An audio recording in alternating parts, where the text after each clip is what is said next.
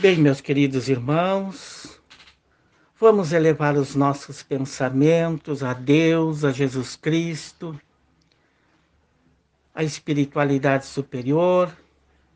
Hoje o nosso evangelho, nesse dia 17 de maio, que esses irmãos abnegados estejam conosco, nos protegendo, nos amparando. E o nosso evangelho de hoje que nos tocou é do capítulo 24, a candeia debaixo do alqueire, do item 8. Não vedes ter com os gentios. Jesus enviou seus 12 apóstolos depois de lhes haver dado as instruções seguintes: não procurei os gentios e não entreis nas cidades dos samaritanos. Ide antes em busca das ovelhas perdidas na casa de Israel. E nos lugares onde fordes, pregai, dizendo que o reino dos céus está próximo. São Mateus, capítulo 10, versículo de 5 a 7. Em muitas circunstâncias, prova Jesus que suas vistas se circunscrevem ao povo judeu, mas que abrange a humanidade toda. Se, portanto, diz aos seus apóstolos que não vão ter com os pagãos, não é o que desdenhem da conversão deles, e o que nada teria de caridoso, é que os judeus já acreditavam num Deus uno e esperavam o Messias. Estavam preparados pela lei de Moisés e pelos profetas, que lhes aconselharem acolheram a palavra, como os pagãos, onde até mesmo a base faltava. Estava tudo por fazer e os apóstolos não se achavam ainda bastante esclarecidos para tão pesada tarefa. Foi por isso que lhes disse: ide em busca das ovelhas extraviadas de Israel, isto é, ide semear em terrenos já roteados. Saiba que a conversão dos gentios se daria a seu tempo. Mais tarde, com efeito, os apóstolos foram plantar a cruz no centro mesmo do paganismo. Essas palavras, porém, também aplicar-se aos adeptos e aos disseminadores do espiritismo, os incrédulos sistemáticos, os zombadores, obstinados, os adversários interessados, são para eles o que eram os gentios para os apóstolos, que, pois, o exemplo deste, procuram primeiramente fazer prosélitos entre os que de boa vontade, entre os que desejavam a luz, nos quais os germes fecundos se encontram, cujo número é grande, sem perderem tempo com os que não querem ver, nem ouvir. Tanto mais resistem por orgulho, quanto maior for a importância que se pareça ligar à sua conversão. Mais vale abrir os olhos de 100 cegos que desejam ver claro, dos que um só se comprazam na treva, porque assim, procedendo em maior proporção, se aumentará o número dos sustentadores da causa. Deixar tranquilos os outros não é dar mostra à indiferença, mas de boa política. Chegar-lhes a vez quando estiverem dominados pela opinião geral e ouvirem a mesma coisa, incessantemente repetidos a seu derredor.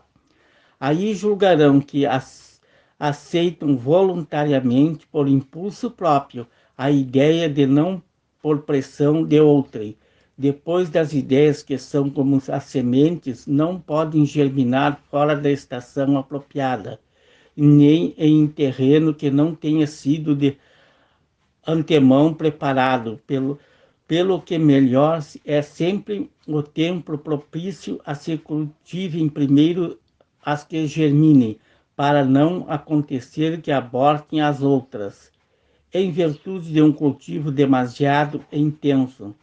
Na época de Jesus, em consequência das ideias acanhadas e materiais, então em curso, tudo a circunscrevia e localizava. A casa de Israel era um pequeno povo, os gentios eram outros pequenos povos circunvizinhos. Hoje as ideias se universalizam e se espiritualizam. A luz nova não constitui privilégios de nenhuma nação. Para ela não existe barreiras. Tem seu foco em toda parte e todos os homens são irmãos. Mas também os gentios já não são um povo, são apenas uma opinião que se topa em toda parte e do qual a verdade triunfa pouco a pouco, como no paganismo triunfou o cristianismo. Já não são combatidas com armas de guerra, mas com a força da ideia. Bem, meus queridos irmãos, agradecemos pelo nosso evangelho que nos fala sobre a nossa fé, os primórdios da nossa fé, que sempre nós devemos ter esta semente, plantando esta semente para que todos conheçam que cada um tenha a sua fé sempre em Cristo. Que o cristianismo vença todas essas barreiras, que o cristianismo seja plantado no coração de cada um, fortalecendo e amparando a sua fé, fortalecendo o seu caminho, fortalecendo a sua luz para que tenhamos a paz e a tranquilidade, vencermos esses obstáculos. E vamos neste momento, meus queridos irmãos, novamente vamos elevar os nossos pensamentos, agradecendo por esta oportunidade, por nós estarmos juntos, fazendo as nossas orações, fazendo este belo evangelho, para que nós possamos proceder sempre no caminho do amor, da caridade, nos fortalecendo e nos amparando. Agradecemos, Pai, por esta grande oportunidade, que sempre nós possamos estar neste momento, nesta hora, fazendo este evangelho. Agradecemos pelos nossos protetores, por estes irmãos abnegados, socorristas espirituais, plantonistas da nossa casa espírita. Que a nossa casa espírita seja fortalecida, amparada, iluminada. Que a nossa cidade também seja protegida, amparada, iluminada. Que a nossa cidade seja livre dos vendavais e das tempestades. Seja amenizada esta pandemia. Te agradecemos, Pai, por todos esses momentos. E pedimos aos médicos, aos socorristas espirituais, que coloquem nas águas postas em cima das mesas o medicamento necessário para os nossos males físicos e o equilíbrio do nosso espírito. Pedimos ainda, Senhor, por acréscimo de bondade, que todos nós, neste momento, seja aplicado um passe, que essas energias percorram todo o nosso ser, que os nossos centros de força sejam acionados harmonicamente, nos protegendo e nos amparando. E te agradecemos, Pai, por esta oportunidade.